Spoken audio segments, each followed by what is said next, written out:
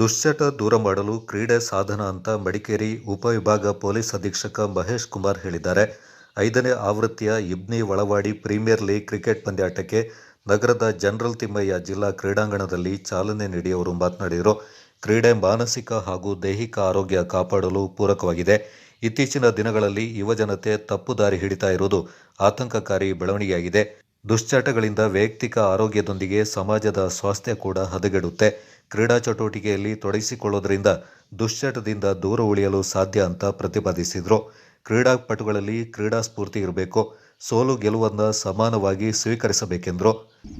ಕ್ರೀಡೆ ನಮ್ಮೆಲ್ಲರ ದೈಹಿಕ ಮತ್ತು ಮಾನಸಿಕ ಸ್ವಾಸ್ಥ್ಯಕ್ಕೆ ತುಂಬ ಸಹಕಾರಿಯಾಗುವಂಥ ಒಂದು ರೀತಿಯಾಗಿದೆ. ಈ ನಿಟ್ಟಿನಲ್ಲಿ ತಾವೆಲ್ಲರೂ ಕ್ರೀಡೆಗೆ ತೊಡಗಿಸ್ಕೊಳ್ಳೋ ಜೊತೆಗೆ ಇವತ್ತಿನ ದಿನಗಳಲ್ಲಿ ಯುವಕರು ಬೇರೆ ಬೇರೆ ದಾರಿಗಳನ್ನು ಹಿಡಿಬೇಕಾದ ಸಂದರ್ಭಗಳಲ್ಲಿ ಆ ಎಲ್ಲ ದುಶ್ಚಟಗಳಿಂದ ವಿಮುಖರಾಗಲಿಕ್ಕೆ ಒಂದು ಸಾಧನ ಇದೆ ಅಂತ ಹೇಳಿದ್ರೆ ಅದು ಕ್ರೀಡೆ ಮಾತ್ರ.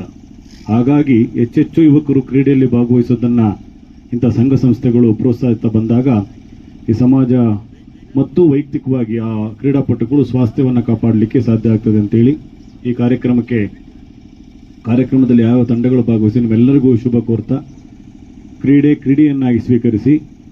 ಕ್ರೀಡೆ ಗೊತ್ತಿದೆ ನಿಮಗೆ, ಆಗಲೇ ಭಾಳಷ್ಟು ಕಡೆ ಹೇಳೋದ್ರ ರೀತಿಯಲ್ಲಿ ಸೋಲು ಗೆಲುವು ಎರಡೂ ಇದೆ.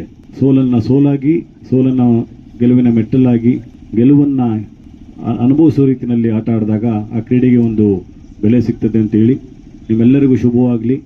ಕೊಡಗು ಪ್ರೆಸ್ ಕ್ಲಬ್ ಅಧ್ಯಕ್ಷ ಬೊಳ್ಳಜಿರ ಅಯ್ಯಪ್ಪ ಮಾತನಾಡಿ, ಕೊಡಗು ಕ್ರೀಡೆ ಹಾಗೂ ಸೈನ್ಯ ಕ್ಷೇತ್ರಕ್ಕೆ ಹೆಸರುವಾಸಿಯಾಗಿದೆ. ಆದರೆ ರಾಷ್ಟ್ರೀಯ ತಂಡಗಳಿಗೆ ಕೊಡಗಿನಿಂದ ಆಯ್ಕೆಯಾಗುವವರ ಸಂಖ್ಯೆ ಕ್ಷೀಣಿಸ್ತಾ ಇರುವುದು ವಿಷಾದನೀಯ. ಸಾಧನೆ ಮಾಡುವ ನಿಟ್ಟಿನಲ್ಲಿ ಜಿಲ್ಲೆಯ ಕ್ರೀಡಾಪಟುಗಳು ಸಾಗಬೇಕೆಂದು ಕರೆ ನೀಡಿದರು. ಮನವಾಡಿ ಪ್ರೀಮಿಯರ್ ಲೀಗ್ನ ಆಯೋಜಕರು ಹಾಗೂ ವೇದಿಕೆ ಮೇಲಿರುವಂತಹ ಎಲ್ಲ ಗಣ್ಯರೇ ಹಾಗೂ ವೇದಿಕೆ ಮುಂಭಾಗ ಇರುವಂತಹ ಎಲ್ಲ ಕ್ರಿಕೆಟ್ ಆಟಗಾರರೇ ಹಾಗೂ ನನ್ನ ಪತ್ರಿಕಾ ಮತ್ತು ಮಾಧ್ಯಮ ಮಿತ್ರರೇ ಎಲ್ಲರಿಗೂ ನನ್ನ ನಮಸ್ಕಾರಗಳು.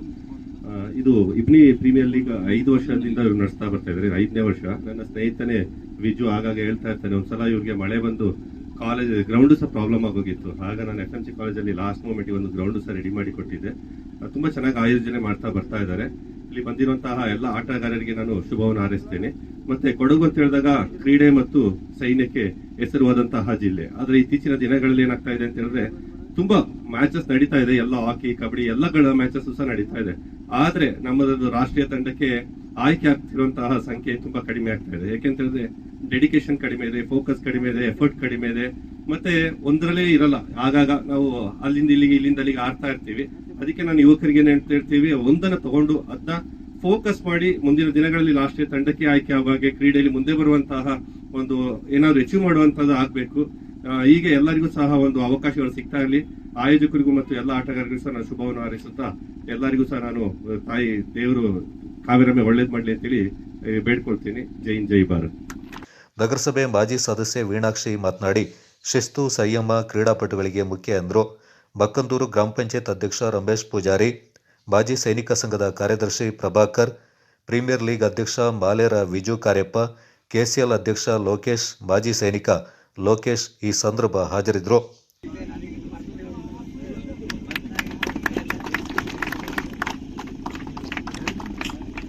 ಉದ್ಘಾಟನೆ ಇದು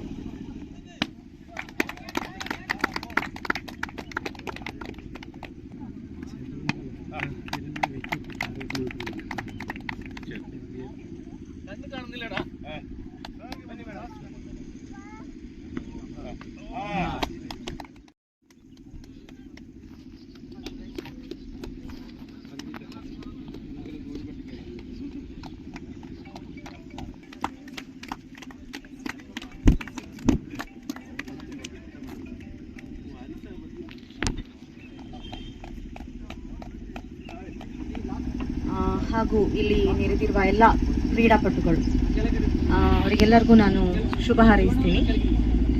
ಚೆನ್ನಾಗಿ ಆಟ ಆಡಲಿ ಅಂತ. ಆಲ್ರೆಡಿ ತುಂಬ ಜನ ಇಲ್ಲಿ ಬಂದು 9 o'clock ಅಂತ ನಮಗೆ ಹೇಳಿದ್ದಾರೆ. ಎಲ್ಲರೂ ಕ್ರೀಡಾಪಟುಗಳು ಆಲ್ರೆಡಿ ಇಲ್ಲಿ ಬಂದು ನೆರೆದಿದ್ದಾರೆ. ಅದೇ ಸರ್ ಹೇಳ್ದಂಗೆ ಸೋಲು ಗೆಲುವು ಇದ್ದಿದ್ದೆ, ಚೆನ್ನಾಗಾಡಿ ಅಂತ ನಾನು ಕೇಳ್ತೀನಿ. ವೇದಿಕೆಯನ್ನು ಅಲಂಕರಿಸಿರುವಂತಹ ಸರ್ವ ಗಣ್ಯರಿಗೂ ಹಾಗೂ ನೆರೆದಿರುವಂತಹ ಎಲ್ಲ ಕ್ರೀಡಾ ಅಭಿಮಾನಿಗಳಿಗೂ, ಕ್ರೀಡಾ ಸ್ಪರ್ಧಿಗಳಿಗೂ ಈ ಆವರಣದಲ್ಲಿ, ಈ ಮೈದಾನದಲ್ಲಿ ಇರುವಂತ ಪ್ರತಿಯೊಬ್ಬರಿಗೂ ನನ್ನ ಪ್ರೀತಿಪೂರ್ವಕ ನಮಸ್ಕಾರಗಳನ್ನು ತಿಳಿಸುತ್ತಾ, ಈ ಒಂದು ಕ್ರೀಡಾಕೂಟ ಆಯೋಜನೆ ಮಾಡಿರುವಂಥದ್ದು ಒಂದು ಎಲ್ಲರನ್ನೂ ಒಟ್ಟುಗೂಡಿಸಿ ಒಂದು ಗ್ರಾಮದಲ್ಲಿ, ಒಂದು ಗ್ರಾಮಾಂತರ ಮಟ್ಟದಲ್ಲಿ ಕ್ರೀಡೆ ಪ್ರತಿಭೆಯನ್ನು ಹೆಚ್ಚಿನ ಮಟ್ಟದಲ್ಲಿ ಕೊಂಡೊಯ್ಯಲಿಕ್ಕೆ, ಆ ಒಂದು ನಿಟ್ಟಿನಲ್ಲಿ ಇಬ್ನಿ ವಳವಾಡಿ ಪ್ರೀಮಿಯರ್ ಲೀಗ್ ಅಂತ ಹೇಳುವಂತ ಒಂದು ಆಯೋಜಕರಿಗೆ ನಾನು ಈ ಸಂದರ್ಭದಲ್ಲಿ ಅಭಿನಂದನೆಗಳನ್ನ ಸಲ್ಲಿಸ್ತಾ ಇದ್ದೀನಿ. ಕೊಡಗು ಮೀಡಿಯಾ ಇವರಿಗೆ ತುಂಬ ಹೃದಯದ ಧನ್ಯವಾದಗಳನ್ನ